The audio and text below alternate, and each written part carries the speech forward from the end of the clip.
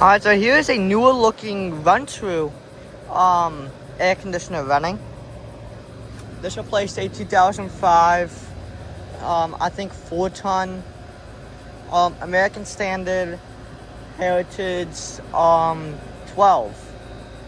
I got a video of last summer, but I don't think I've ever uploaded it. But yeah, here's the new unit. It does not have a logo, but it looks like a run-through or an Airstar.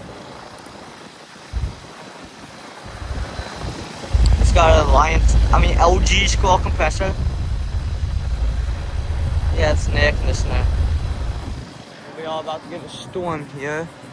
This is at a seafood. We have fish store. Looking great.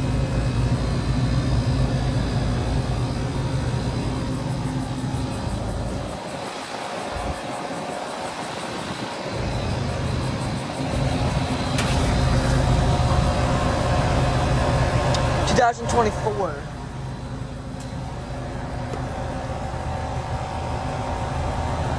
Yeah, August of 2024. 5-ton. So the unit was 5-ton. It has a Gentech motor. Yeah, thank you all for watching. I'll see you on the next one.